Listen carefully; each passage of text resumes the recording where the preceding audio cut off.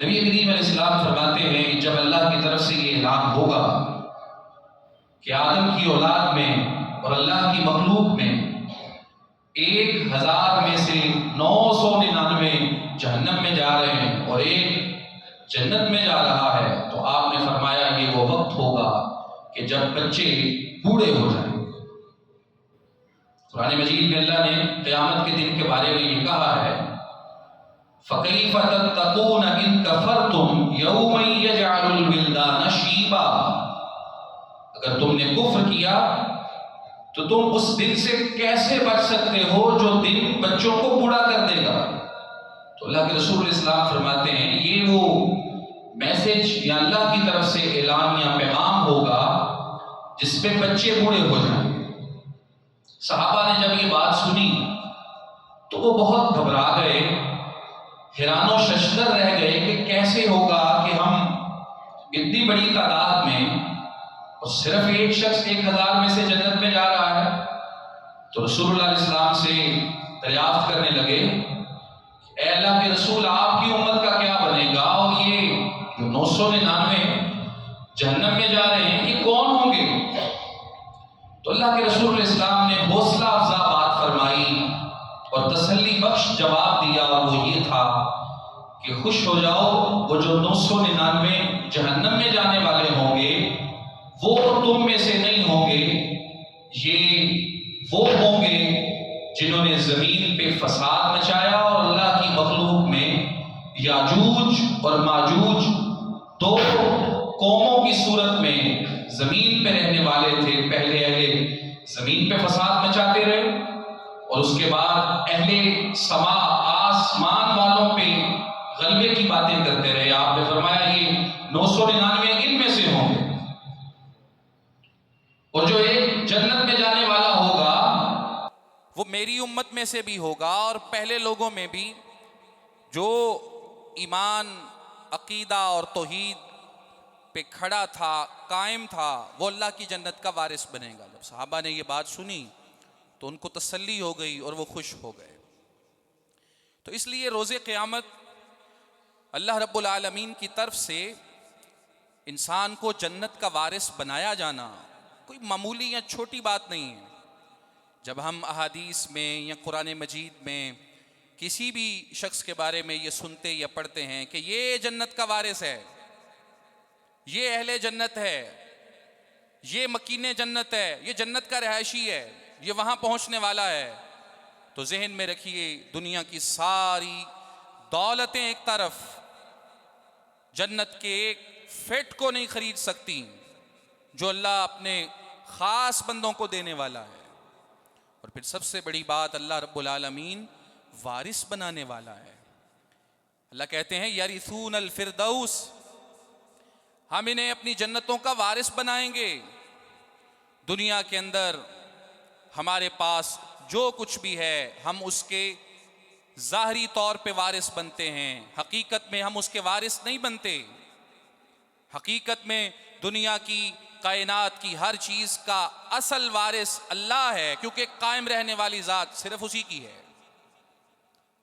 जो कुछ भी हमारे पास आए हम हासिल करने में कामयाब हो जाएं, बिल आखिर वो हमसे ख़त्म हो जाता है या हम उसे छोड़ के इस दुनिया से चले जाते हैं, हमारी जगह कोई और ले लेता है।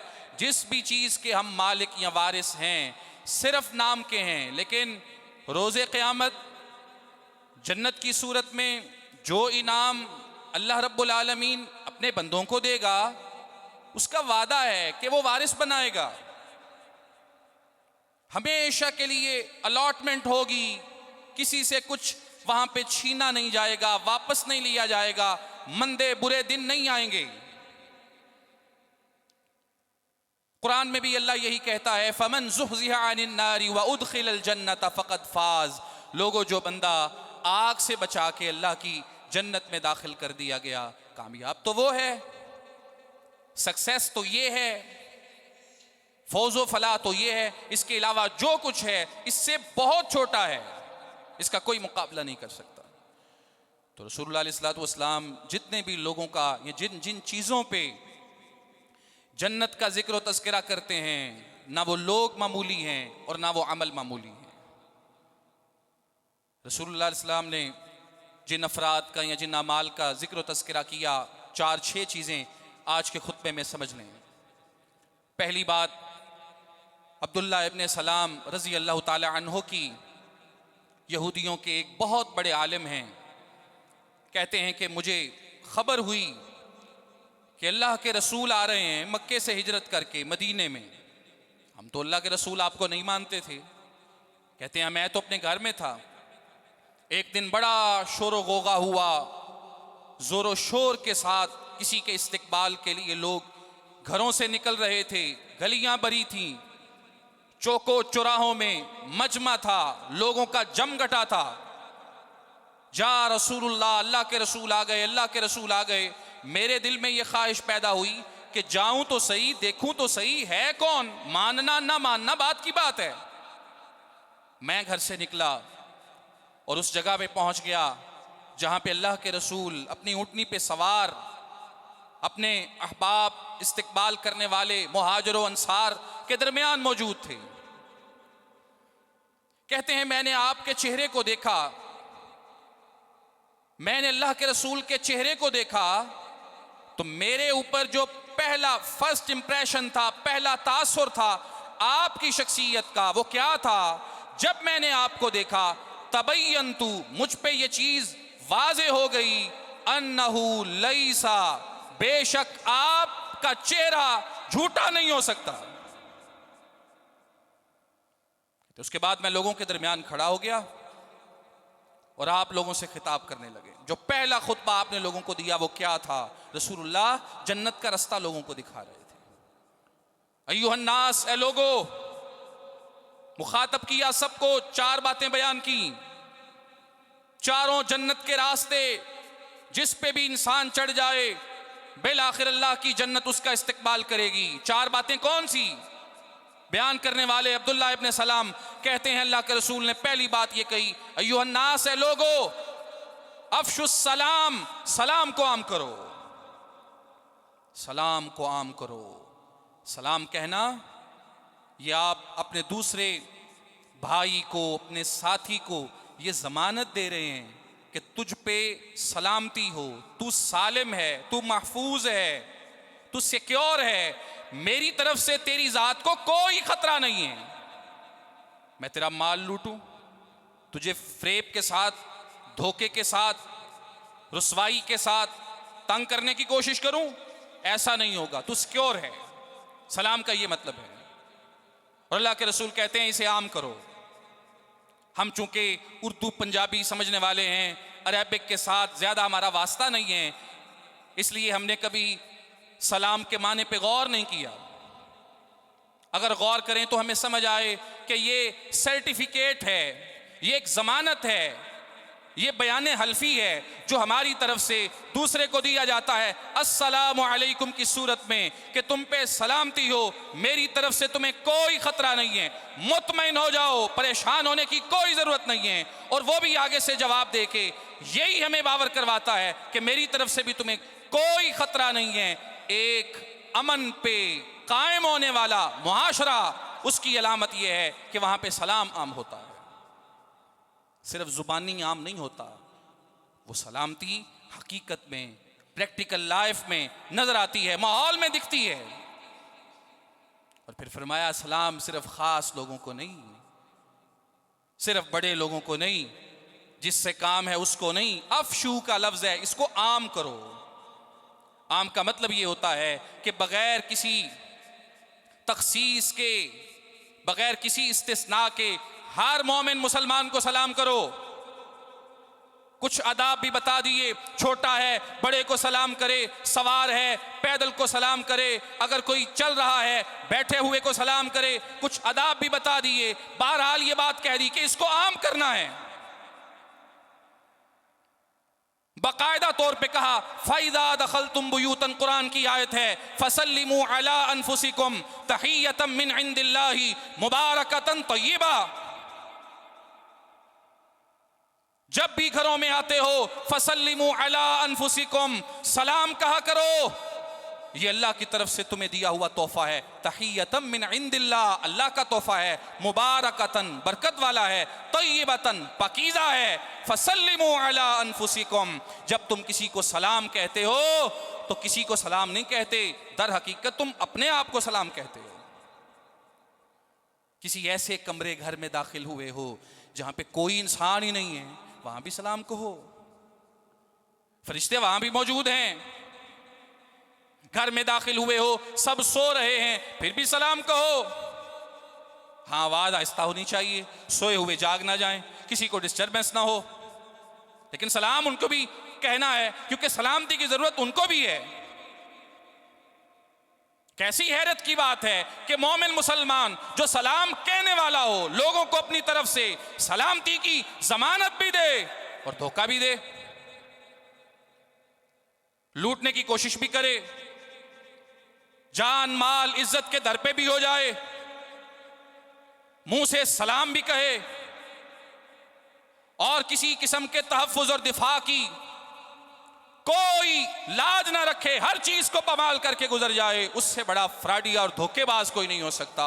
रसूलुल्लाह इस्लाम फरमा रहे हैं, अफ़शुस सलाम, सलाम को आम करो। सलाम सिर्फ जुबान का नहीं है, अमल का भी है। और अल्लाह के रसूल कहते हैं इसको आम करो। ये आपका पहला खुतबा है जो मदीने में दाखिले के वक्त आप दे रहे हैं, और एक शख्स जो अभी यहूदियों का आलिम है, मुसलमान नहीं हुआ, वो सुन रहा है, बाद में इस्लाम कबूल करके हम तक पहुंचा रहा है। और दूसरी बात कही, वअतइमुत ताआम, खाने खिलाया करो। वअतइमुत ताआम, खाना खिलाया करो। किसको खिलाना है? दोस्तों को भी खिलाओ, बहन भाइयों को भी खिलाओ, रिश्तेदारों को भी खिलाओ, फुकरा, मसाकीन, हमसाए, मेहमान, मुसाफिर, राहगीर, जिसने आपको अपने घर बुलाया नहीं खिलाया उसे भी खिलाओ। घर में बहुत अच्छी चीज पकी है, बहुत आला चीज बनी है, उसमें से भी दो।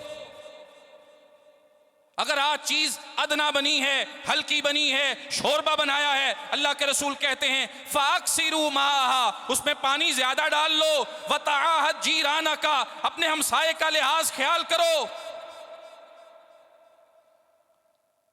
ये क्या है? जन्नत जाने का रास्ता है। वातइमुत ताआम, तुम्हारे इलाके में, तुम्हारे मुआशरे में, तुम्हारी कम्युनिटी में, तुम्हारी हमसायगी में कोई भूखा ना सोए। वातइमुत ताआम, शादियों ब्याहों पे कई कई मन खाना जाया करने वाले लोग कैसे भूल जाते हैं कि जिस कूड़े के डब्बे पे सारा खाना डाल के जाया किया जाता है, कुछ लोग वहां से भी अपने लिए निवाले चुन रहे होते हैं। क्यों नहीं उन्हें खाने की दावत पे बुलाया गया?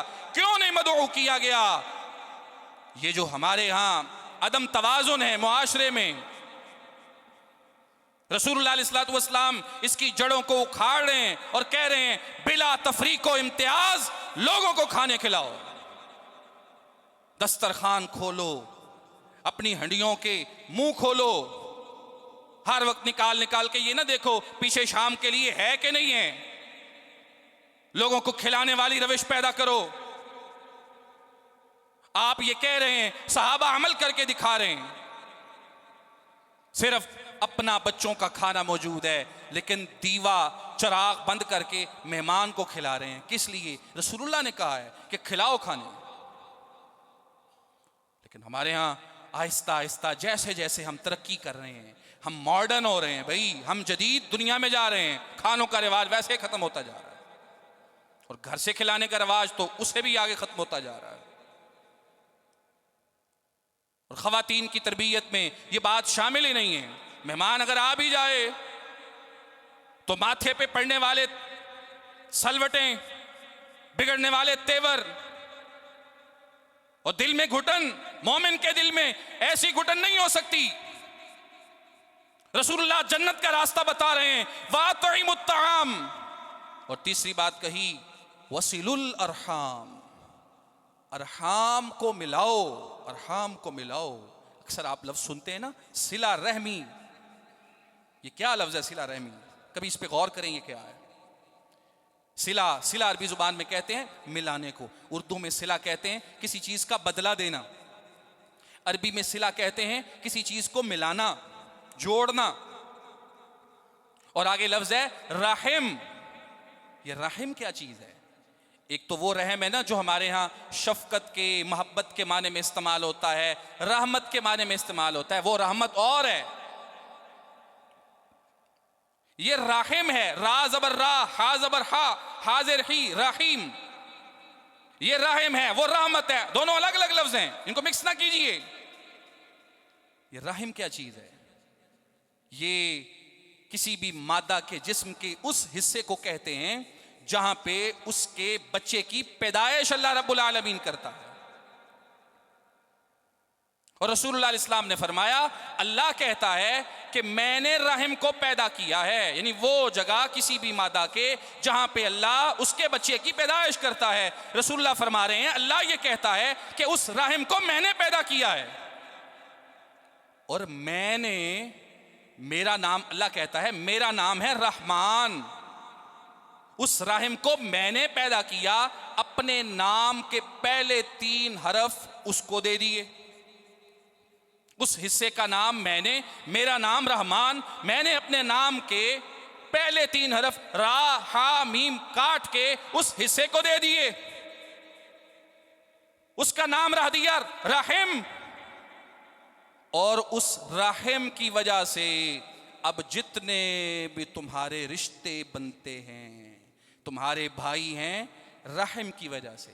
तुम्हारा और तुम्हारे भाई का रहीम एक है। तुम्हारी बहनें हैं, रहीम की वजह से।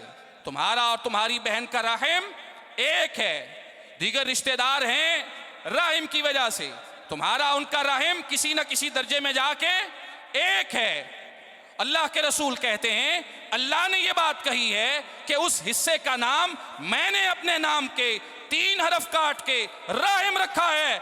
और मैंने ये फैसला किया है, रहीम को मैंने ये कहा है कि अब तुझको जो मिलाएगा, जोड़ेगा, तेरी वजह से लोगों के जो रिश्ते नाते बनेंगे, जो उन रिश्तों नातों को जोड़ के रखेगा, मैं उसको जोड़ के रखूंगा।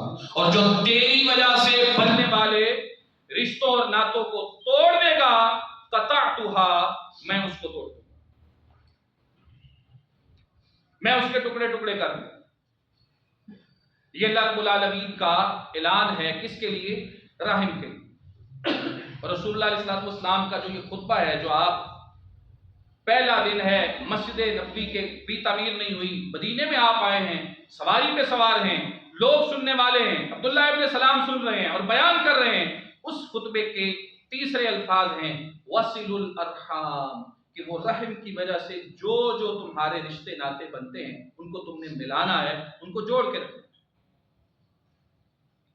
और यहां पे एक चीज समझ लीजिए, सिला राहिमी, रिश्तेदारी, हम रिश्तेदारी इसका माना कर देते हैं, लेकिन डिटेल के साथ हमने कभी इस लफ्ज को देखा नहीं। रामी, सिला रामी, उस राहिम के रिश्ते को मिला के रखना, ये है क्या?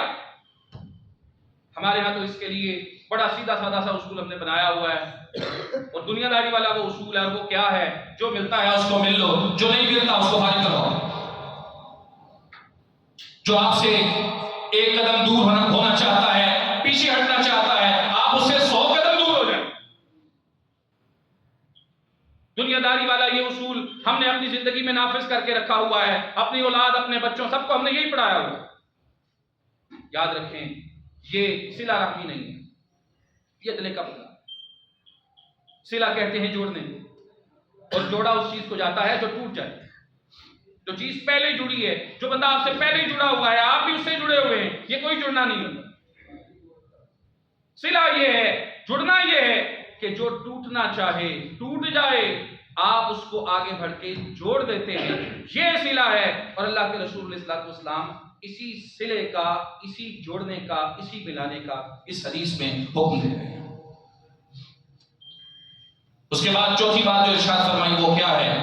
वसल्लू बिल्लैली वन्नासु नियाम। आप जन्नत के रास्ते बता रहे हैं और फरमाया नमाज पढ़ो रात के वक्त, वन्नासु नियाम, जिस वक्त लोग सो जाते हैं, लोग बिस्तरों पे गए, सो गए, लेकिन तुम ये करो लोग सो जाएं तुम उठ के खड़े हो जाओ अल्लाह के सामने। वसल्लू बिल्लैल, रातों का क़याम करने के लिए कमर बस्ता हो जाओ। ये नहीं कि दुनिया का कोई भी काम है सारी रात जगा लो, हम जागने के लिए तैयार। सुबह सुबह तहज्जुद से भी पहले उठ के किसी जगह पे जाना है, सफर पे जाना है, सैर के लिए निकलना है, ट्रैवल करना है, हम बिल्कुल हम वक्त तैयार। हमें अलार्म के बगैर भी अगर कोई उठने का कहे, हम उठने के लिए तैयार। दुनिया के हर काम के लिए हम इतनी इतनी बड़ी कुर्बानी देने के लिए तैयार। लेकिन पूरी रात 12 घंटे जिसका दौरानिया आज के दिनों में चल रहा है, उस 12 घंटों के अंदर 12 मिनट नहीं है 2 रत्ते पढ़ने को। तहज्जुद इस बात का नाम नहीं है कि आप 11 पढ़ेंगे तो आपकी तहज्जुद होगी। 11 तो ज्यादा से ज्यादा हैं, अफजलियत यह है, सबसे बेहतर यह है कि आप 11 पढ़ें। लेकिन अगर किसी शख्स ने पूरी रात के अंदर इशा की नमाज के बाद से लेके फजर की अजान होने से पहले तक 2 रकतें भी पढ़ी हैं, हत्ता कि 1 रकत भी पढ़ी है, वो उसकी तहज्जुद है। और बेहतरीन अफजल तरीन टाइम यह है जब लोग सो जाएं, रात का आखिरी पहर शुरू हो जाए, उस वक्त आप वो 1 रकत या 2 रकत या 3 या 4 या 5, 1 से लेके 11 तक जितनी आपके पास इस्तेताअत है आप पढ़ने वाले हों, ये अफजल तरीन है। लेकिन रात के किसी भी हिस्से में 1 या 2 रकत पढ़ने वाला भी तहज्जुद पढ़ने वाला है। अल्लाह रब्बुल आलमीन ने बड़ी वसअत रखी। तो अल्लाह के रसूल फरमा रहे हैं वसल्लू बिल्लैली वन्नासु नियाम, लोगों को उसके सोने का टाइम, तेरे मुसल्ले पे आके नमाज पढ़ने का टाइम, ये 4 चीजें बोली बताई और फिर कहा तदखुलुल जन्नत बिसलाम। जिस बंदे की जिंदगी में ये 4 चीजें आ जाएंगी, मेरी जमानत और गारंटी है सलामती के साथ वो अल्लाह की जन्नत में दाखिल हो जाएगा। या अल्लाह के रसूल ने कहा सलामती के साथ दाखिल हो जाएगा। इसका क्या मतलब है? सलामती के साथ जन्नत में दाखिल होने का मफहूम क्या है? जन्नत में जाने वाले तो बहुत सारे हैं। कई लोग ऐसे हैं जो जहन्नम के अंदर गिरे हुए थे, गुनाहों की सजा पाई, फिर जन्नत में गए। कई वो थे अकीदा ठीक था, सिफारिश की गई, फिर जन्नत में गए।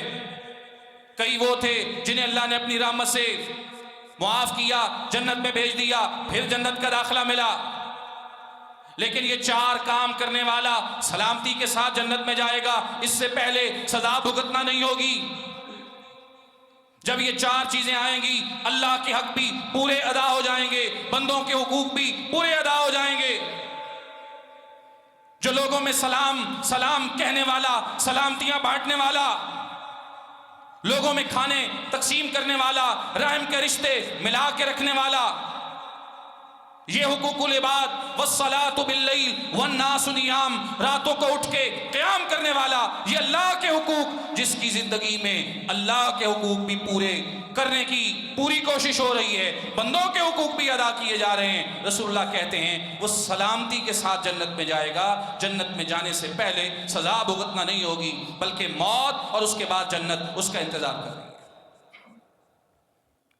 और फिर नबी करीम अलैहिस्सलातु वस्सलाम ने जन्नत ही के रास्तों में और मकीने जन्नत, वारिसीने जन्नत को बयान करते हुए कुछ अज़कार, अदइया, दुआओं का जिक्र भी किया।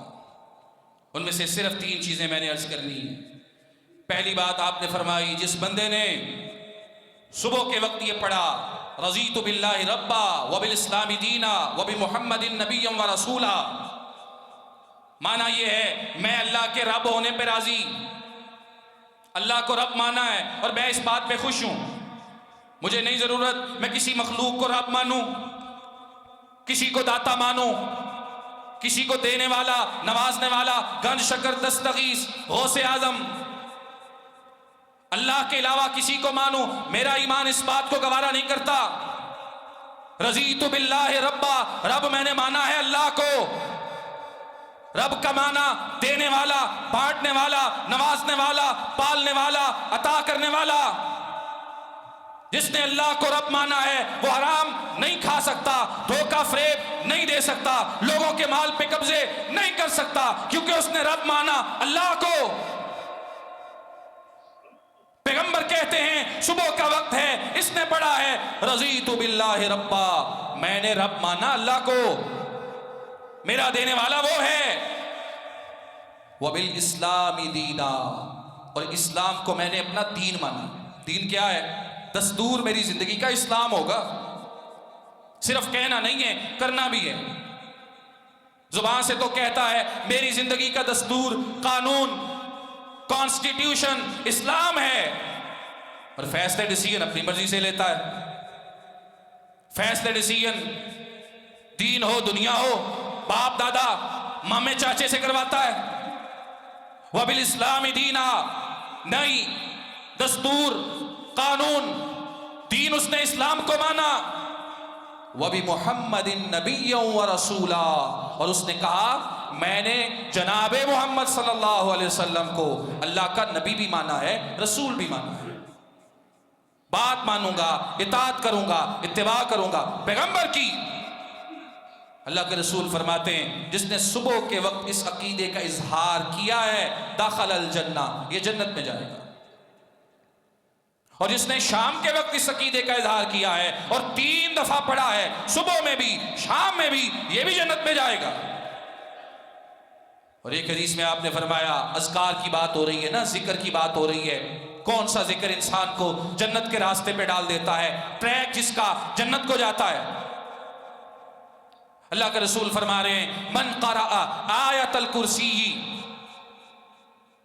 कुल्ला सलातिन मक्तूबतिन दुबुरा कुल्ली सलातिन मक्तूबतिन, जो बंदा हर फर्जी नमाज के बाद आयतल कुर्सी पढ़ता है।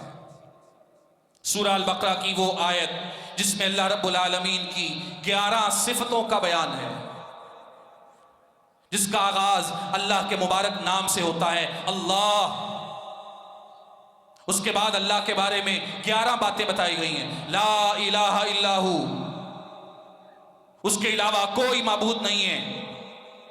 अल हई, वो जिंदा है।